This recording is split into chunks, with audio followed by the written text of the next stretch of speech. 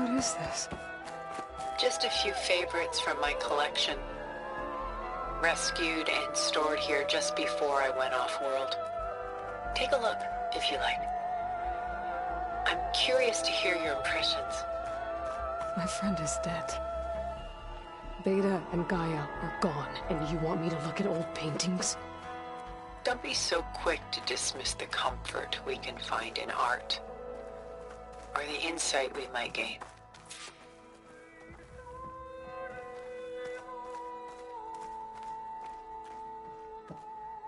Rembrandt's The Night Watch, by far the most famous painting my homeland ever produced. It was commissioned to honor a militia made up of influential citizens. I guess you must have been an influential citizen. In my day.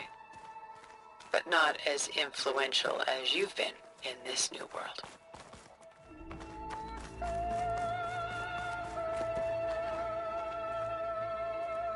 My favorite pairing on the left is Woman Reading a Letter by Vermeer, a true master.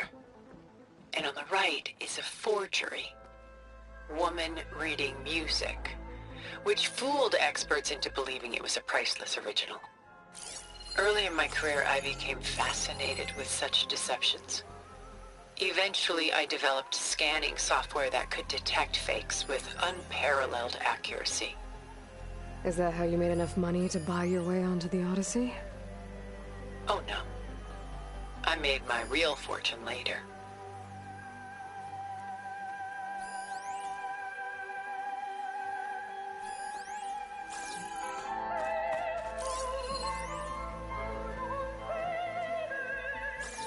Selene and Endymion.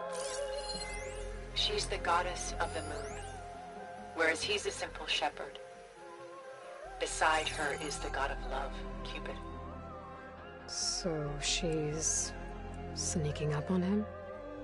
More like visiting him in secret. The torch that Cupid bears represents Selene's undying infatuation with him. Though the two must remain apart, her love will forever burn.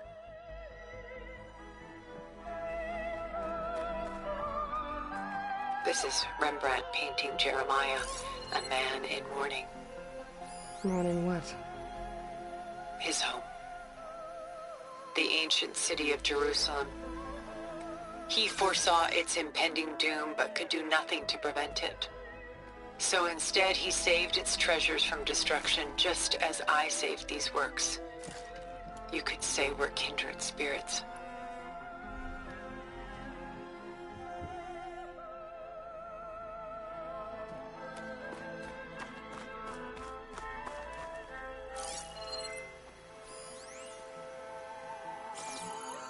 Portrait of the painter, Rembrandt's son Titus, depicted in the habit of a monk. I don't get it. Why would someone like you, with infinite resources, care about this painting of a boy in a hood? It's not the image itself, but the feeling it conveys. The face is bright and defined, but his eyes are downcast, heavy with misfortune. And the background seems to swallow all light. The painting is infused with a sense of loss. I guess I understand how the painter feels.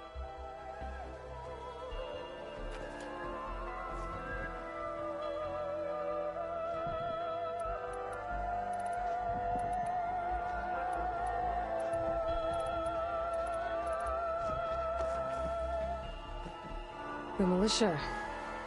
They look disorganized. Where others painted such scenes in a stiff and stationary manner, Rembrandt chose to show them in action, preparing to march. He wanted them to feel alive. You can almost hear the commotion.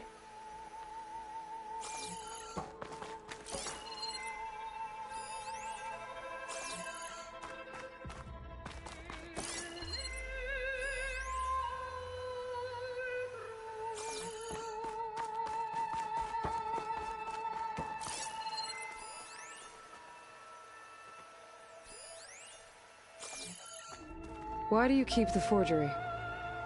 I've always enjoyed studying the two side by side. Both painters capture light, color, and perspective. But what makes one a masterpiece and the other simply an imitation? The forgery looks... sharper? Good eye. The details are crisp. The contrast bold. It tells us more, and yet we feel less.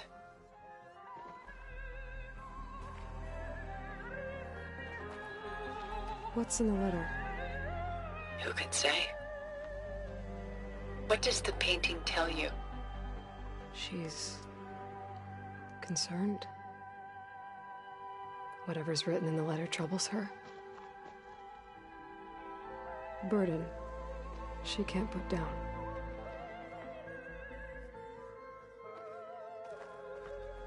Fascinating. Why go through so much effort to make a fake masterpiece?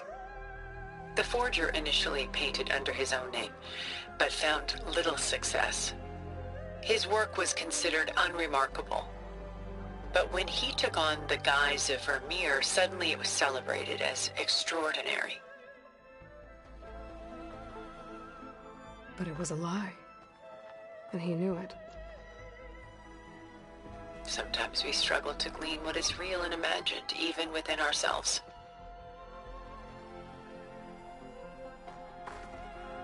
The irony of these two is that Vermeer died in obscurity. He had no idea his work would become some of the most precious, most copied, most preserved pieces in all history.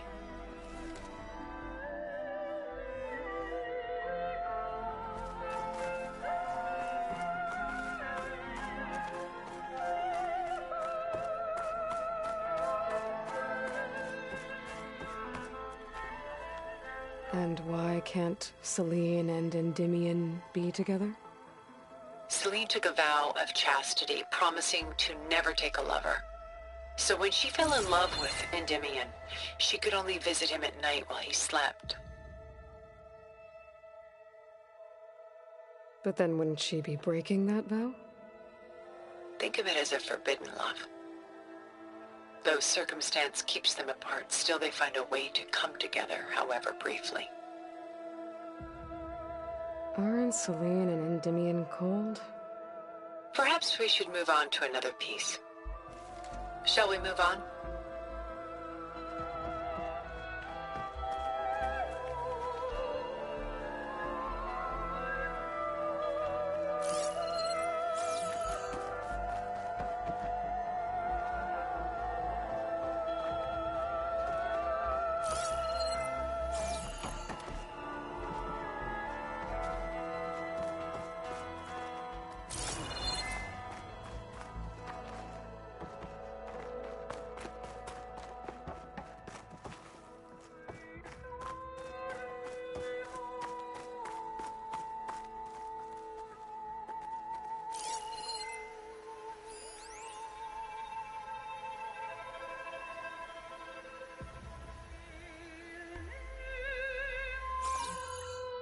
About Jeremiah.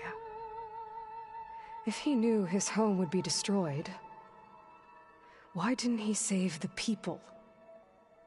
Why save those relics? He tried, but no one would listen to his warning, so he saved what he could. But how did he know? He was a prophet. He saw an army invade and destroy the city in a vision. So it's more like he calculated which side would win a battle. What matters is that he was right in the end. If not for him, all those wonders would have been lost forever. At least this way, some part of his world survived. You know what I like the most about this piece?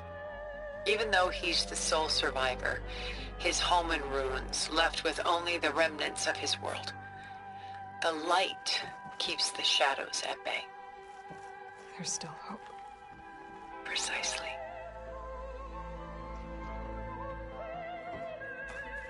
Take as long as you like.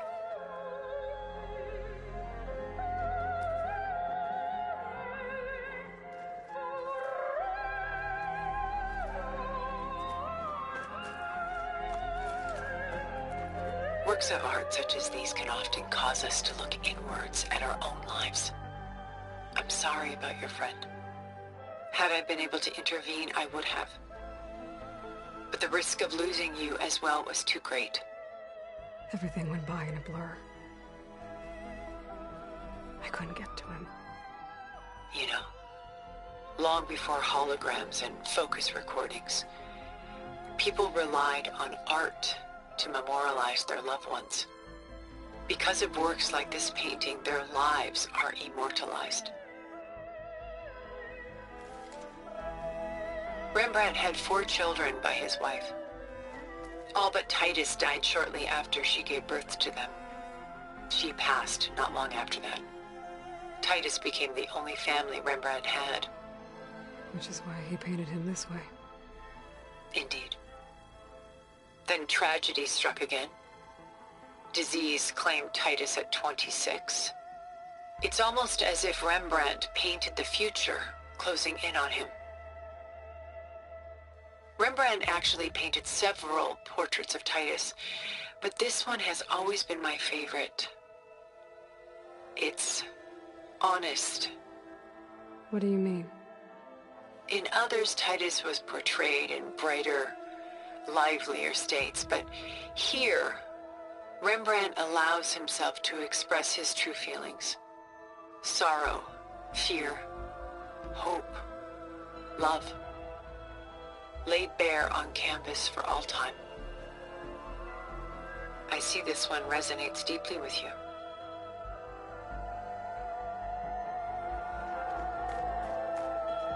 Who's the girl in the painting? She's a strange one, isn't she? Bathed in light, though no one is paying attention to her.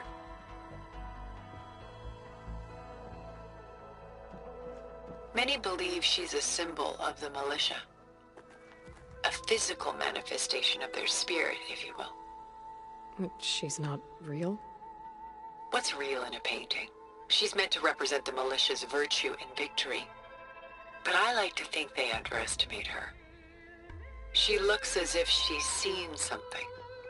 What does she know? What secrets does she keep?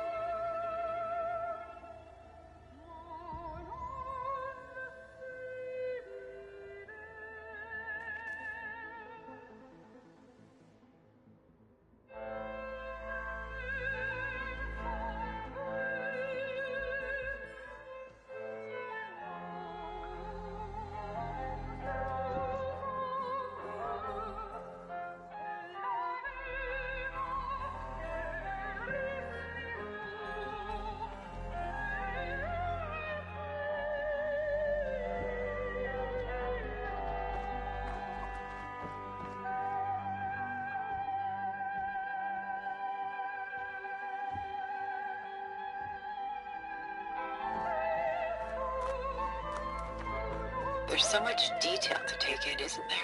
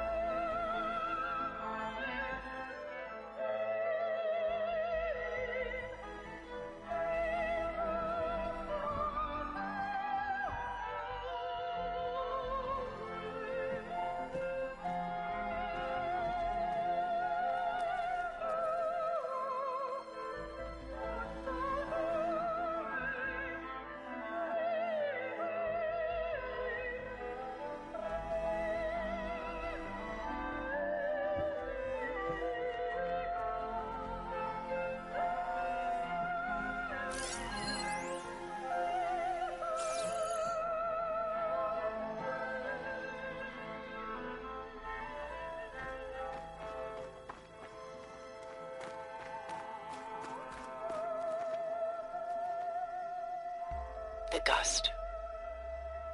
by Willem van de Velde, the most famous of his many maritime paintings. A ship crossing into the unknown. I guess you're familiar with that. Indeed, which is why I appreciate this composition in particular. Though waves and wind threaten to destroy the ship, it perseveres, clinging to the light even as darkness closes in all around it.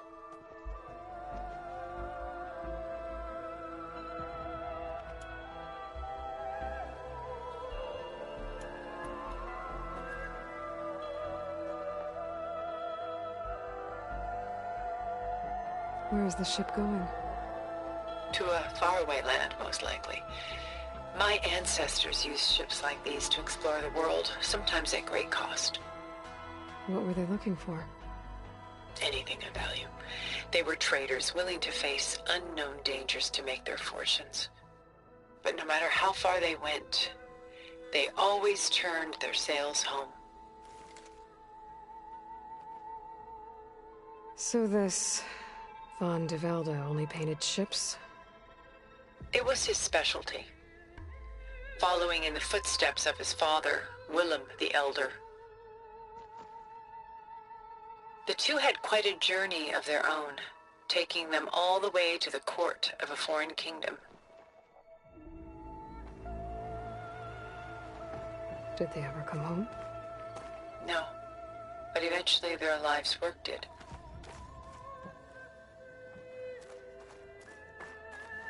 Take your time.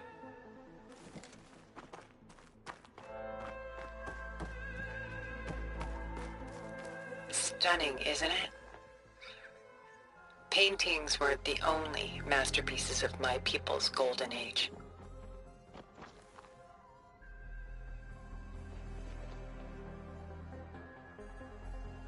This is Van Vianen's lidded ewer, molded from a single sheet of silver.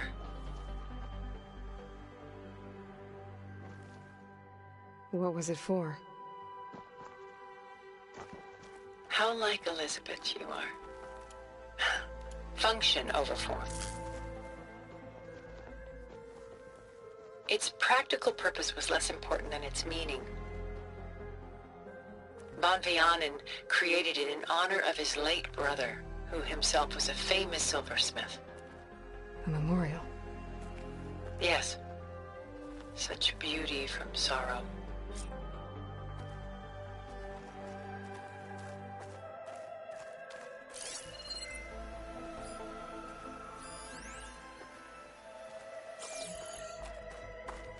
A lot of weight on his shoulders. I know the feeling. I should move on.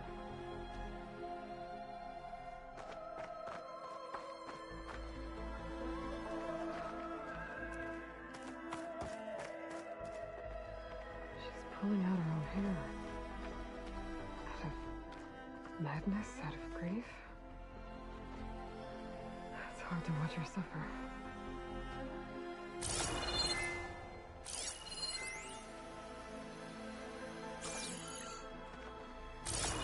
I should move on.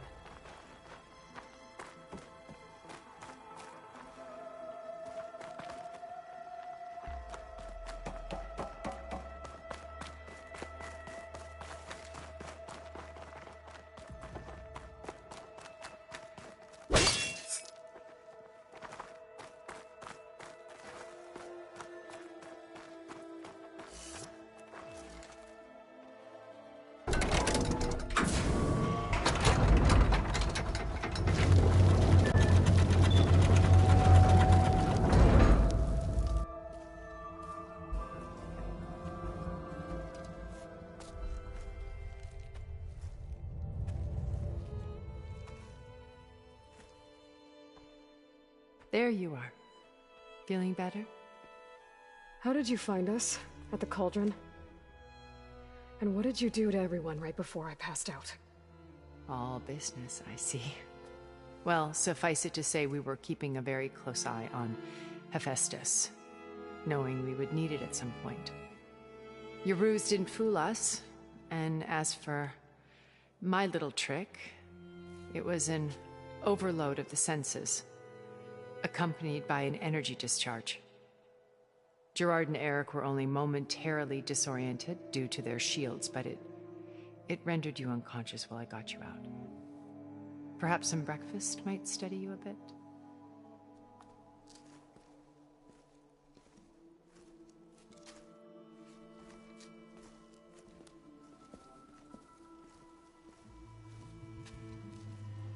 This was your house.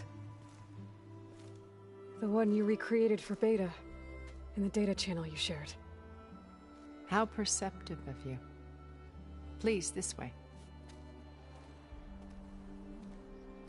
After everything your people have done, you think I'm just gonna sit down and have a chat with you?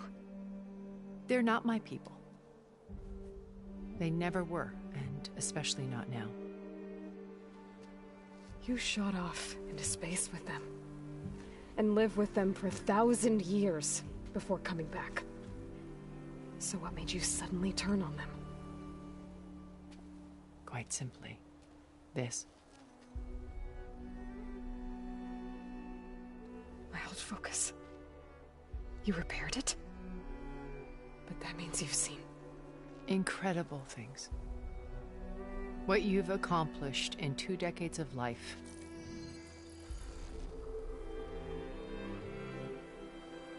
A 1,000 years at my back, and I haven't even come close.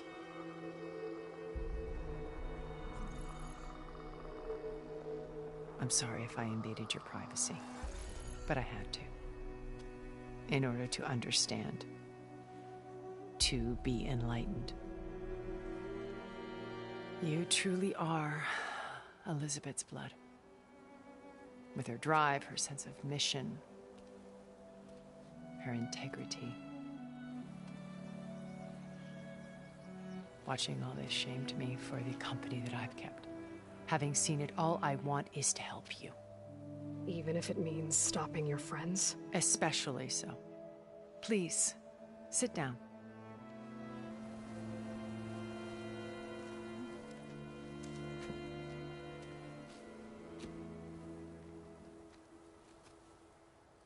There. That's better. Now, we must recover Beta and Gaia at all costs. By now, you must know that Gerard intends to use Gaia to reboot the Earth's biosphere. Remaking this world to specifications that would only suit us immortals. This process will kill every living thing on the planet. He calls it a clean install. Not if I stop him first. Not if we do. And once he and the others are gone, we can work together to fulfill Elizabeth's dream. I'm sure Beta told you that there's a build of the Apollo database on board our ship.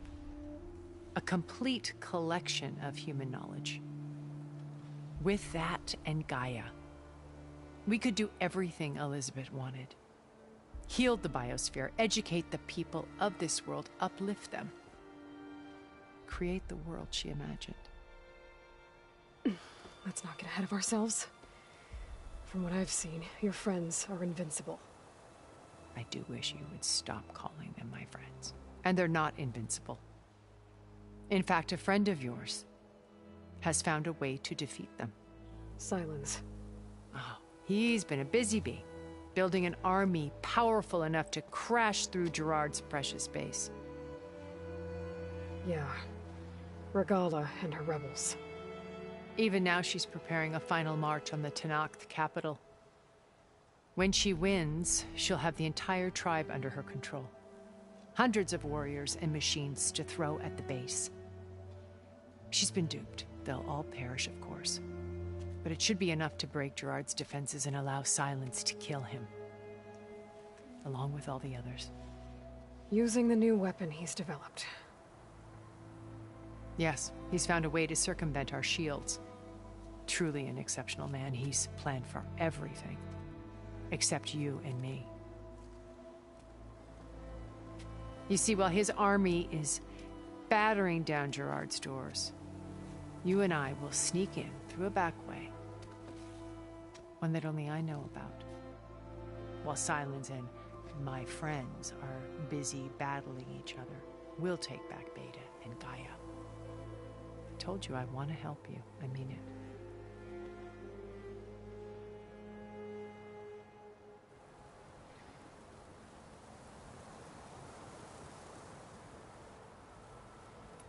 How do you know about Silence's plan? He isn't the only one adept at spyware. You hacked his focus? No, he's too careful for that. But his subordinates? Not so much. He gave additional focuses to the tribals he branded the Sons of Prometheus. The ones working with Regala. By tapping their focuses, I learned about most of his dealings. The distribution of override technology, the arming of Tanakh rebels, and the secret pact with Regala to attack Gerard's base. But how did he come up with a weapon that can take down your shields? That's the one thing I haven't been able to figure out, but however he did it, I'm quite certain it will work. With it in the Tanakh army, victory seems to be within his grasp. Such a shame he'll be disappointed.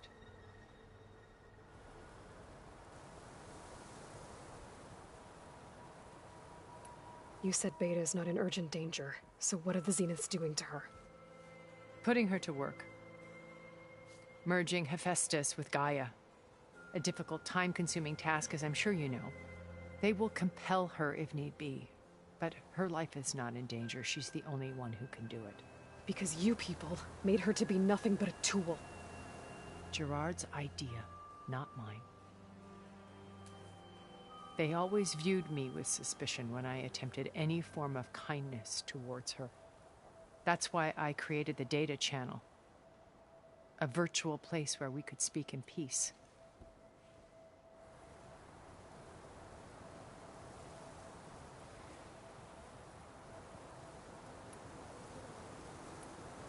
So this channel you shared with Beta, none of the other Zeniths ever found out about it. Gerard believes he's the most cunning of all of us. Even after 1,000 years, he still can't imagine that I would outwit him. The channel allowed me to interact with Beta away from their mistrustful eyes. It offered us a chance to be ourselves. Until you cut off all contact. Yes, though it pained me.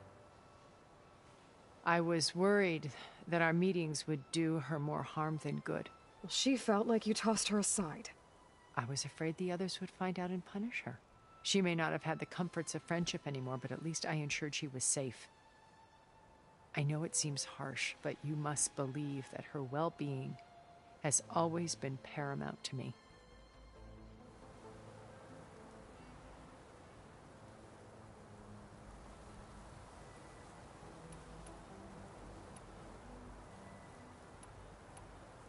So you knew Elizabeth. What was she like? Liz was everything she was. I see in you. And more. Your ingenuity, your determination, your moral compass. You've managed to distill her greatest qualities and make them your own. I'm not asking about me. Tell me about Elizabeth. What was she really like? The honest answer is that I don't actually know. For all the time that I spent with her, she always kept a part of herself locked away. It was like that from the moment we met.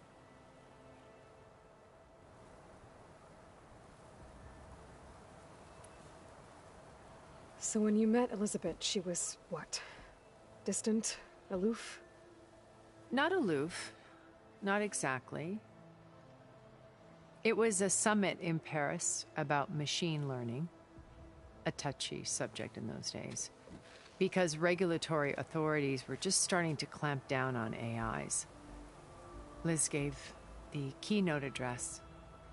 She had already achieved great renown for her work in automated environmental reclamation. But in her address, she was just starting to imagine the next step, an AI-driven system that wouldn't just act on its programming, but actually take responsibility for its sphere of influence. To care about life. Not just follow orders. Revolutionary stuff. I was fascinated, and I wanted to meet her for a long time.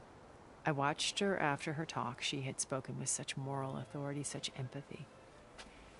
But after that, she retreated. I could tell she felt uncomfortable with all of her admirers. It was as if giving the talk had cost her something. I didn't want to be a pest, so I planned my approach carefully.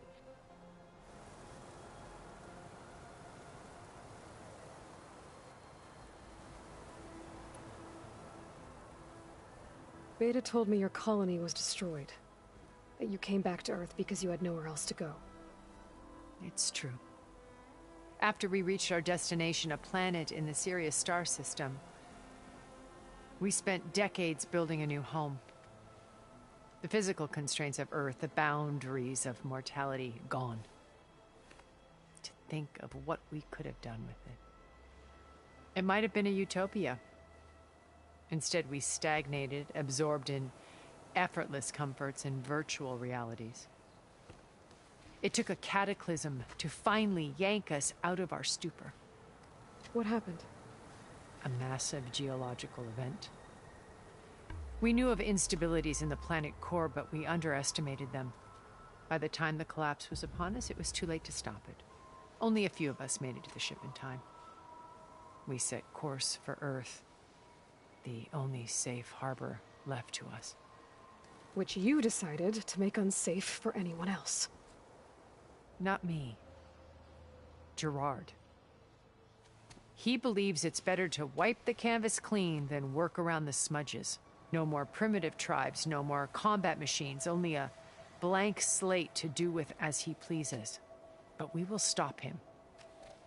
All we have to do is get into that base.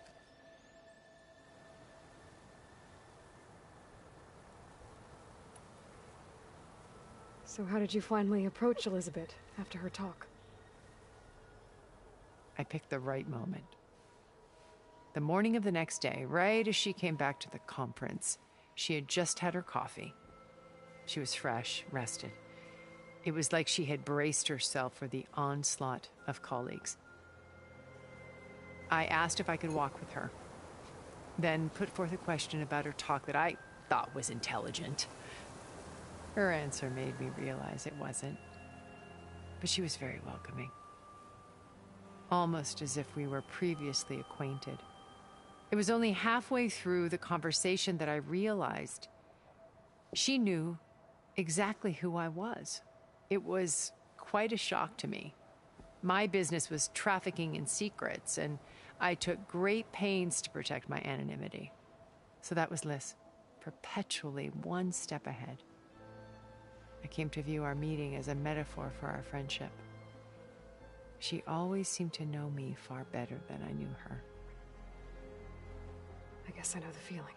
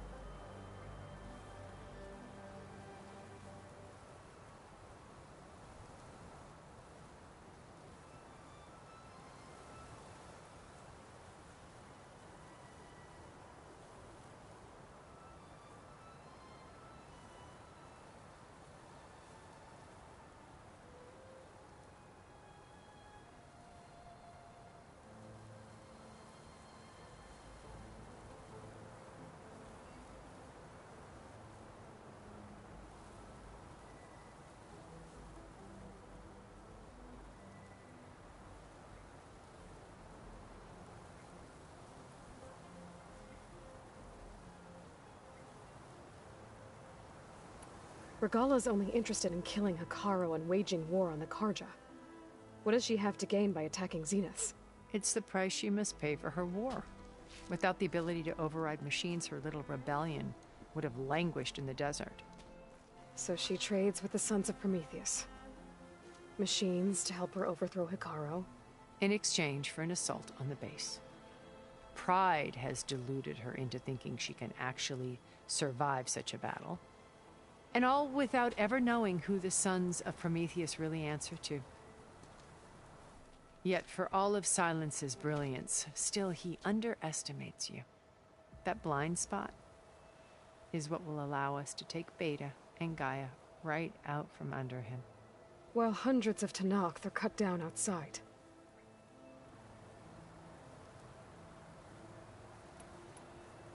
What exactly is your plan to sneak into the Zenith base? We will make use of a lesson I learned from an early age. Always know your exits. In this case, a place where Gerard's new construction meets the ancient foundation, a passage that only I can access. When Silence flings his army at the base, we will enter through this back door, bypassing most of the fighting. The distraction will provide us with a window in which to rescue Beta and Gaia.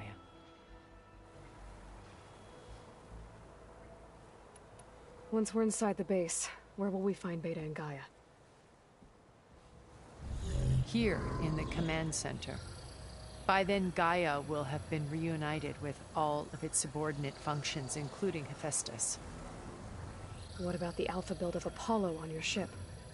A simple matter of recovery once the others have been dealt with. With that in hand, we'll have everything we need to make this world as it should be.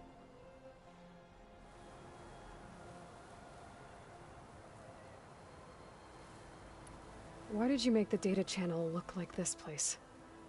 I built this house as a shelter to weather any storm. A safe place. Not just for me, but for the art stored below. Cultural artifacts of incalculable value. Truly some of the greatest achievements of human civilization. And you wanted Beta to see them? Yes. Her upbringing was so cold and technical. I thought if she could experience Vermeer and Rembrandt, it would bring something else into her life. A heritage every bit as valuable as the scientific and technical data being drummed into her. I'm sorry I had to cut off contact, but I'll never regret sharing this house with her. She needed its shelter even more than I did.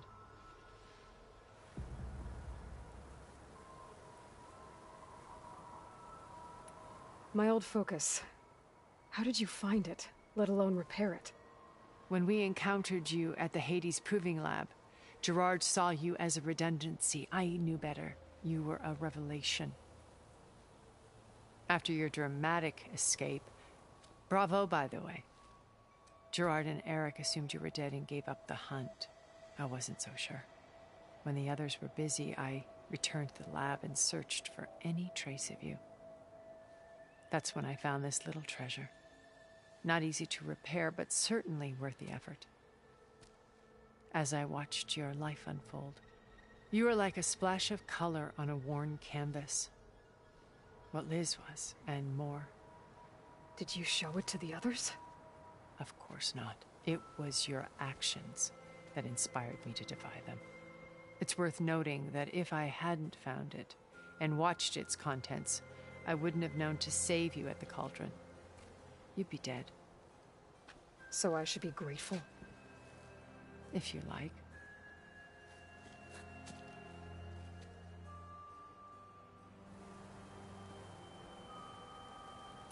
So you know all about me. What about you? What would you like to know? Well, start with your life on Earth. When I was 8, terrorists flooded my home city. Thousands drowned, my parents included. I was one of the few who survived. My guardian sent me to boarding school. Among my peers, I was the strange girl, the orphan to be avoided. All because of circumstances beyond my control. Oh. So we're a lot alike, huh? Aren't we? You were an outcast. But you didn't let that stop you from getting what you needed. Neither did I. I climbed my way out of desolation and used my wits to build a fortune. First, from the technical analysis of art and the detection of forgeries. Profitable expertise in those days. But as it turned out, the software I developed was even more useful for counterintelligence. From there, it was only a short step to gathering extremely valuable intelligence on my own. You were a spy? More like a service one could turn to for information. I had to remain anonymous, of course, to protect my privacy. But despite that anonymity, Far Zenith inevitably sought me out.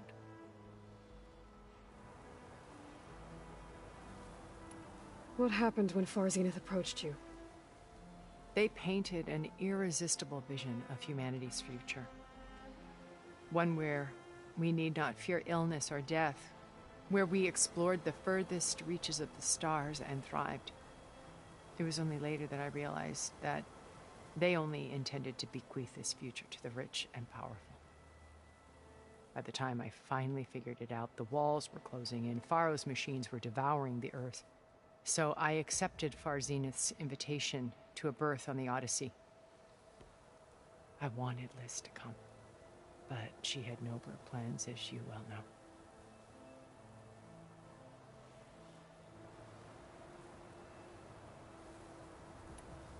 So you didn't know the other Zeniths were monsters until it was too late? I knew some of them were, certainly. It wasn't until we were off-planet that I understood the true scope of their greed. I was grateful to simply be alive, but the others became obsessed with a kind of effortless immortality. They built a colony where machines serviced their every need, where any memory or fantasy could be endlessly savored in virtual reality. It wasn't life. It was stultifying, a pampered dream state. As the decades passed, I withdrew more and more, alone yet again, but this time with eons to consider my mistakes.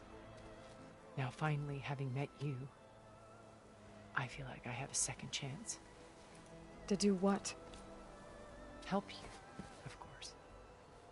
To fulfill Liz's dream, which isn't so different from Far Zenith's original vision. A better future for humanity.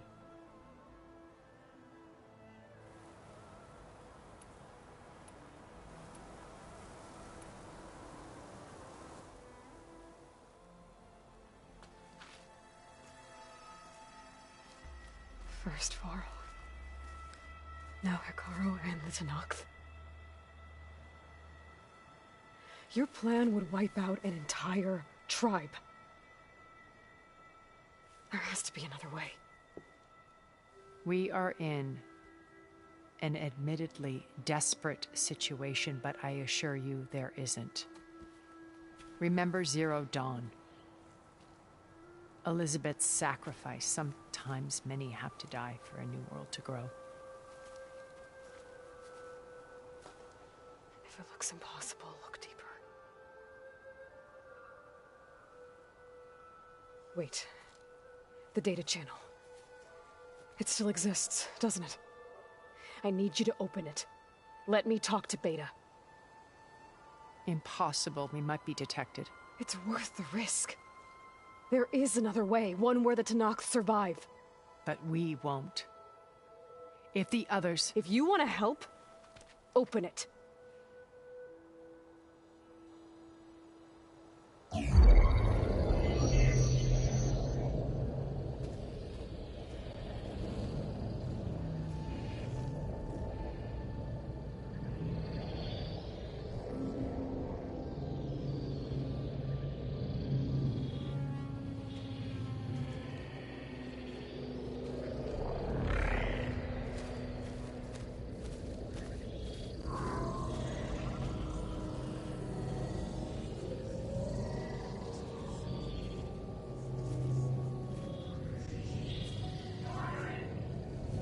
What are they doing to her? Virtual reality dissociation.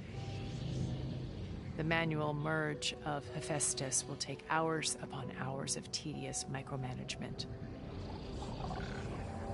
If she resists the work, they run simulations to induce feelings of isolation and despair. Beta, can you hear me? You're alive. They're watching me. I can't hold up this extra projection for long. You should have killed me. No. No, look at me. I'm coming for you. I promise. Okay? I just need you to hold out a little while longer and work on the merge.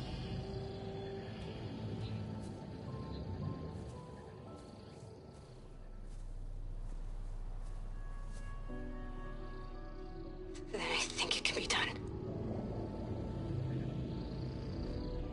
I'll contact again when it's time. Can you hold on? As long as I know you're coming for me, I can endure anything.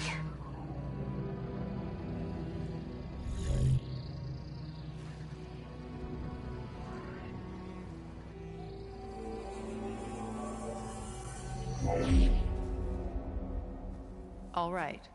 I did as you asked. Now I think you need to tell me what you're planning.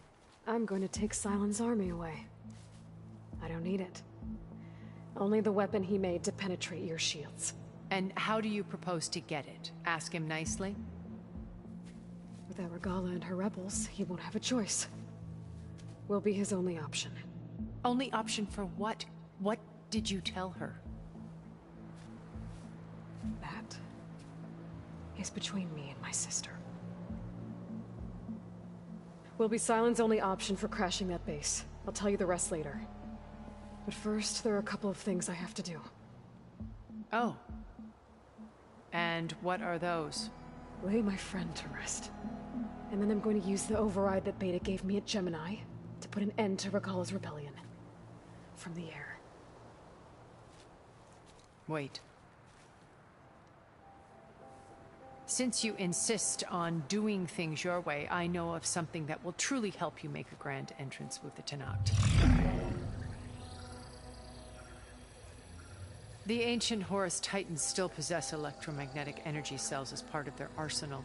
Drop one of those on Regala's army and they'll receive quite a surprise.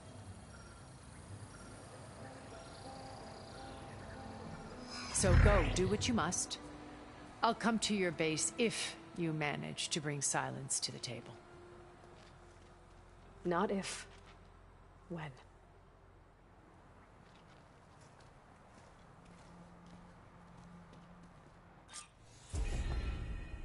Erend, are you there? Aloy! Aloy, is that really you? Yeah, it's me. Where's everyone else?